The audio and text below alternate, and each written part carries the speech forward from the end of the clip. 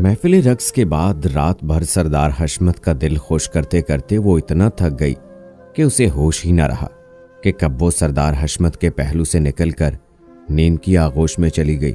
दिन चढ़े जब मुलाजमा ने उसे उठाया तो उसने खाना खाकर बाजार का रुख किया। बाजार पहुंची तो उसके कानों में कई तरफ से आवाजें आईं। लो आ गई फाहिशा अपनी हराम की कमाई से खरीदारी करने। ये बातें उसके लिए मामूल की थीं, इसलिए वो इन आवाज़ों से बेनियाज अपनी गाड़ी आहिस्ता आहिस्ता आगे बढ़ाने लगी। उसकी आवारा नजरें बेसाख्ता एक बंदे पर टिक गईं जो एक आदमी से मुल्तजियाना अंदाज में गुफ्तगू कर रहा था और दूसरा आदमी गाड़ी के अंदर से ही हाकिमाना अंदाज में गुस्सा झाड़ रहा था। तजस्सुस के मारे अपनी गाड़ी करीब की तो मालूम हुआ कि गरीब आदमी पैसों की मदद मांग रहा है।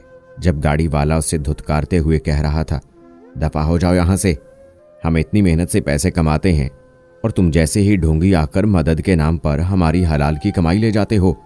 लेकिन मैं औरों की तरह बेवकूफ़ नहीं हूं, मुझसे तुम्हें कुछ नहीं मिलेगा, मेरे पास हराम नहीं जो तुम्हें दे दूं। अमीर इंसान ने गाड़ी का कांच ऊपर किया और निकल गया।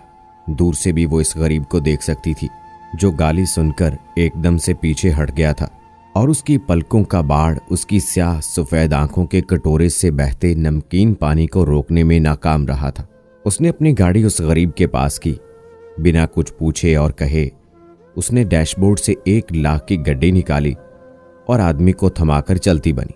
उसके कानों में अभी भी यही 2 फिक्रे गूंज रहे थे, लो आ गई फाहिशा अपनी हराम की कमाई लेकर और मेरे पास हराम नहीं जो तुझे दूं।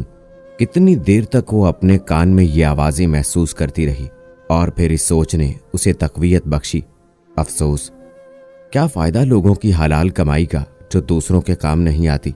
मेरी कमाई हराम ही सही, दूसरों के काम तो आई। और वो मुस्कुराते हुए रात की महफिल की तैयारी करने लग गई।